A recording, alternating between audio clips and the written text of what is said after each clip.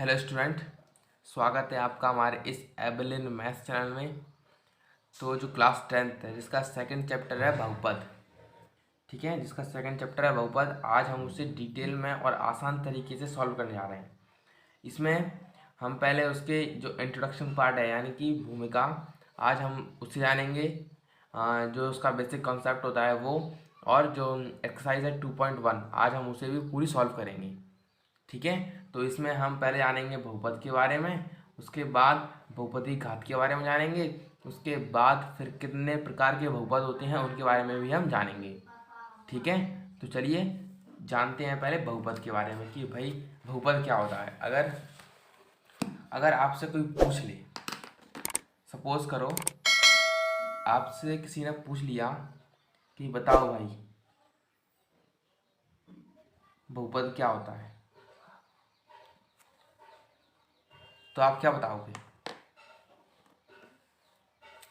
आप बताओगे कि वह पद जिसमें एक से ज़्यादा पद हो उसे क्या कहते हैं? बहुपद कहते हैं। यहाँ पर लिख सकते हैं,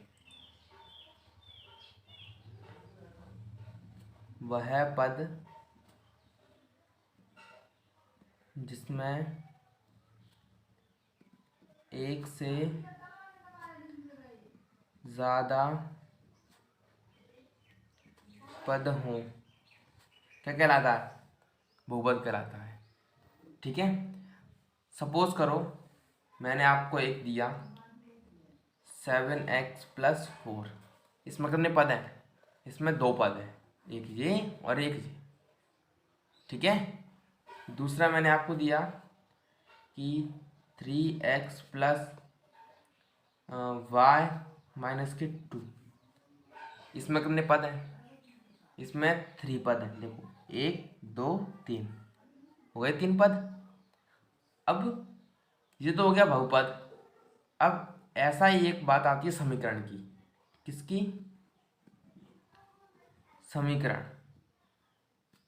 समीकरण क्या होता है? अगर मैं इनके बराबर में ज़ीरो का यानी कि इक्वलिटी का साइन लगा देता हूँ, यानी कि 0 = 0 कर देता हूँ, तो वो क्या हो जाएगा? वो हो जाएगा समीकरण, ठीक है। ठीक है, जैसे देखिए 7x+4 बराबर मैंने 0 कर दिया, तो क्या बन गया? ये बन गया समीकरण, ठीक है। अब बहुपद हमने जान लिया कि बहुपद किसे कहते हैं, ठीक है। अब हम जानते हैं, अब बहुपद तो हमने जान लिया कितने किसे कहते हैं। अब बहुपद के भी अनेकों प्रकार होते हैं। बहुपद कई प्रकार होते हैं, इसके अनेकों प्रकार मैं आपको बताता हूँ। जैसे देखिए पहला होता है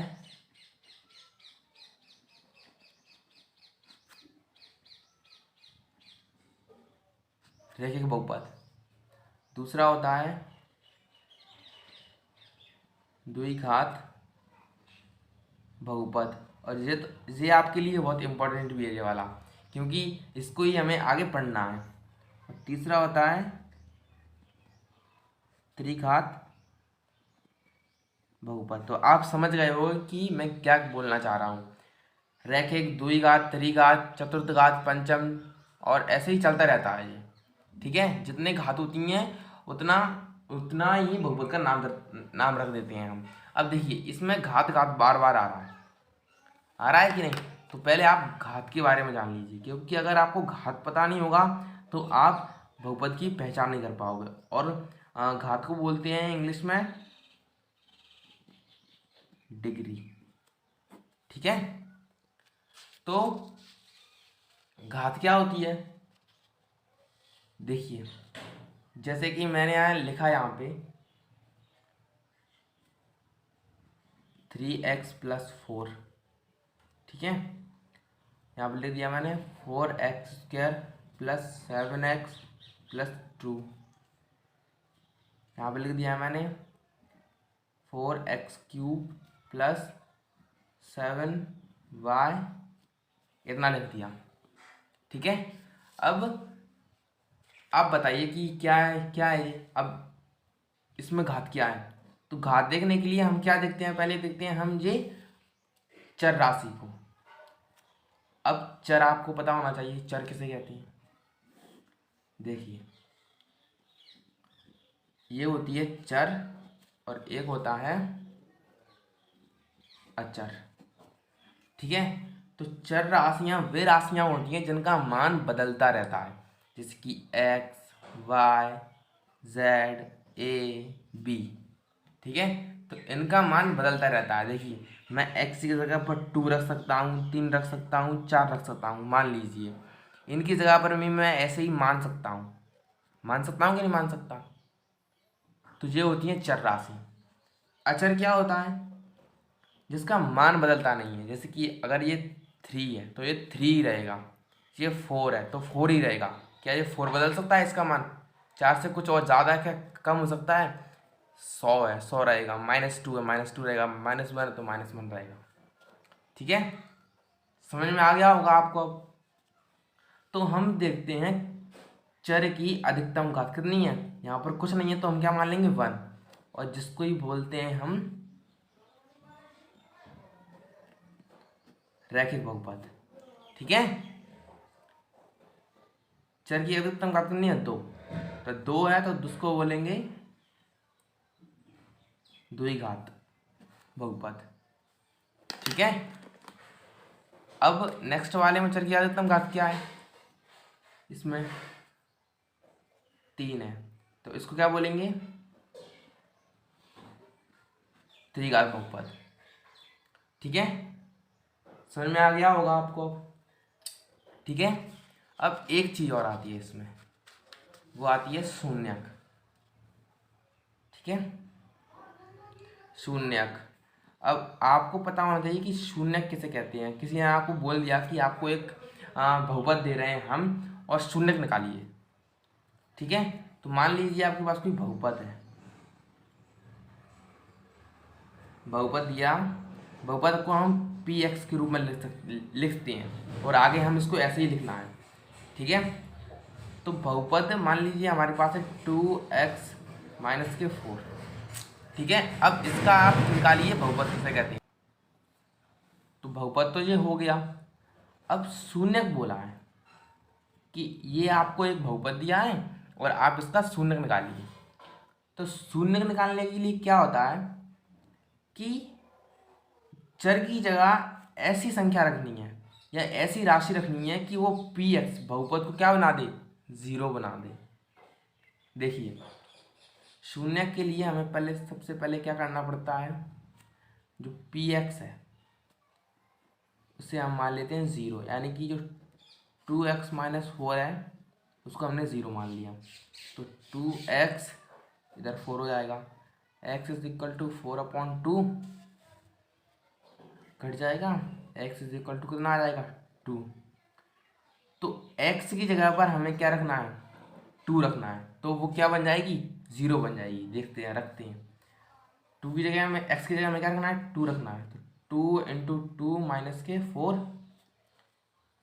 4 - 4 शून्यक। शून्य आ गया तो इसको ही हम बोलते हैं शून्यक। ठीक है, आया समझ में, इतना सरल था। अब चलते हैं हम प्रश्नावली पर। ठीक है, तो ये बेसिक कॉन्सेप्ट था जो कि मैंने आपको बता दिया है।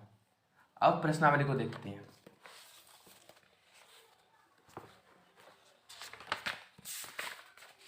इसमें कुछ ग्राफ के क्वेश्चन भी हैं, वो भी हम करेंगे। ठीक है, तो ये है प्रश्नावली 2.1। तो पहले मैं आपको थोड़ा ग्राफ के बारे में ही बता देता हूँ कि ग्राफ क्या होता है।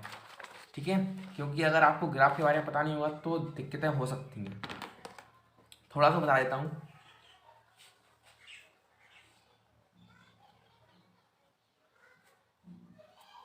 ग्राफ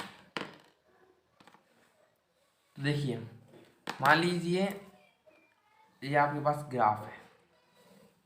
ठीक है, ग्राफ में क्या होता है, ये 0 होता है मूल बिंदु, ये x होता है, ये x डैश होता है, जिस तरह माइनस होते हैं डैश उसको बोलते हैं, ये y डैश होता है, ये y होता है।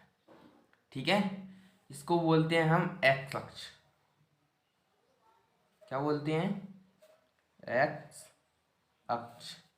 इसको बोलते हैं हम वाई अक्ष। ये वाली लाइन को बोलते हैं हम वाई अक्ष, ये वाली लाइन को बोलते हैं हम एक्स अक्ष। ठीक है।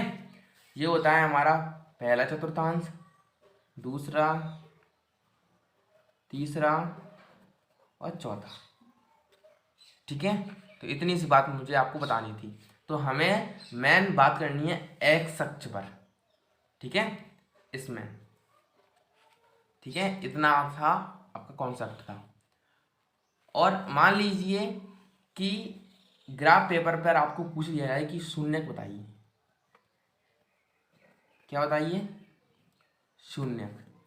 तो ग्राफ पर हमें शून्यक देखने के लिए सबसे पहले देखना पड़ती है एक्स एक्सिस को, यानी कि एक्स अक्ष को।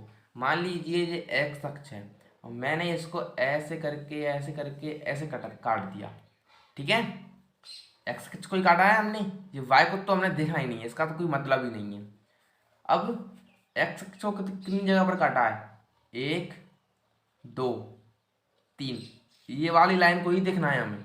कितनी जगह पर काटा है? 1 2 3। तो शून्यों की संख्या कितनी होगी? 3 होगी। और इसमें 3 होगी तो क्यों होगी? इस क्यों का जवाब भी हमें देना पड़ता है। ठीक है, क्यों का जवाब कैसे देते हैं? क्योंकि जो ग्राफ पर जो एक्स अक्ष है उसको रेखा 3 बिंदुओं पर काट रही है, इसीलिए शून्यों की संख्या कितनी होगी? 3 होगी। ठीक है, चलिए चलते हैं प्रश्नावली पर।